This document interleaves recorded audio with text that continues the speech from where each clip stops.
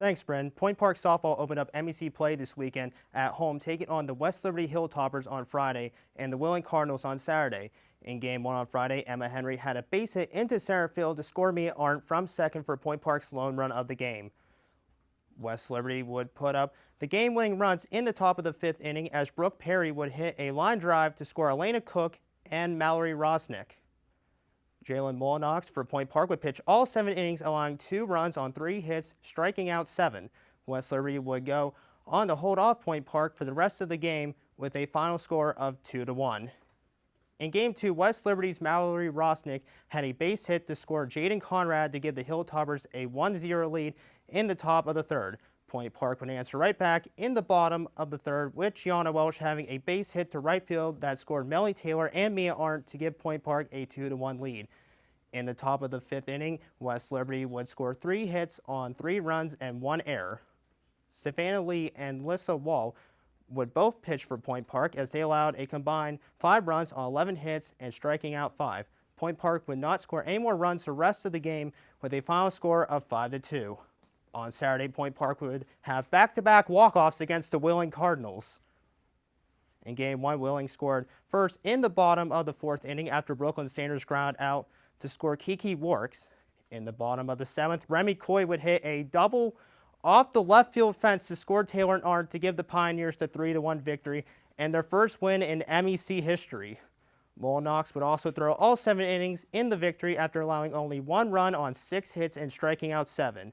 Game 2 went into extra innings, tied at 2 in the bottom of the 8th after Bella Magliocco would make it the first on a fielder's choice, followed by Julia Hill with a double to center for her first extra base hit of the season. Mia Arndt would then come to the plate and have a base hit into center field to score Magliocco and give the Pioneers the 3-2 victory.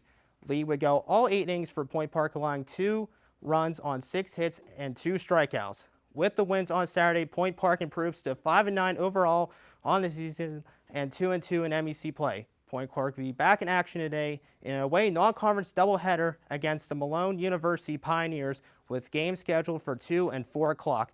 Back to you at the desk, Brent. Thanks, Edmy. Point Park softball had a non-conference doubleheader last Tuesday, taking on the Malone University Pioneers. In Game 1, Melanie Taylor had the only hit for Point Park, which was a grand slam to make the game 4-0.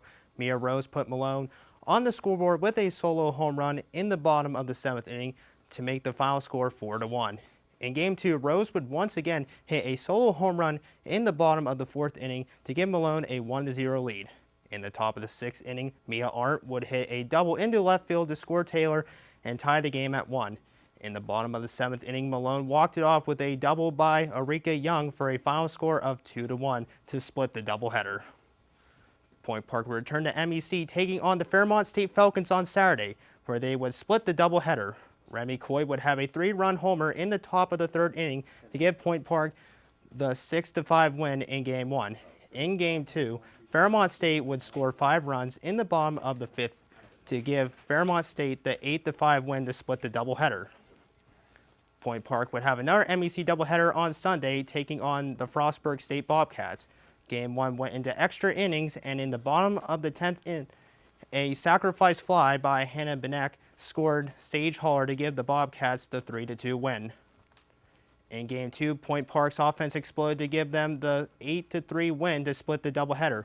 Point Park will return to action at home tomorrow, taking on the Salem University Tigers in a non-conference matchup with games scheduled for 3 and 5 o'clock. Back to you at the desk, Edmy. Agnes, Henry with the hit. It goes into center. Arndt scores. We'll move Coy to second. Mia Arndt scores, and we have our first run of the game. It is now 1-0 Point Park here in the bottom of the 3rd. Coy hits this one out in the left. Off the fence. And the Point Park Pioneers have shocked the Wheeling Cardinals. That one's hit. Go, baby, go, baby, go, Out left center, and it drops. Rounding 3rd is Magliocco. And Julia Hill with a double as it lands in left center. Her first extra base hit of the season.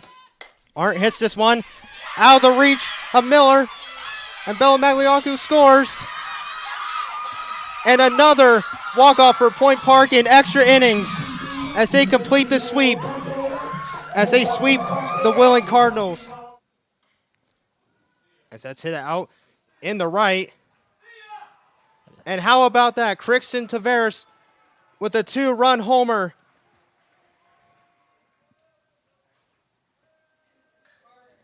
As that one is hit out in the left. And a grand slam by Joseph Paluski. How about that? Joseph Paluski. Paluski hits this one into the gap. Santana will score. Chris Williams will score. And Point Park will get 2 runs back. It is now 3-2. It seems like Conley has been getting his pitch count up as of this inning, so they just want to see if they have an available arm. Gonzalez hits this, and this one goes out on the left. Joseph Paluski will score, and this game is now all tied up at 3.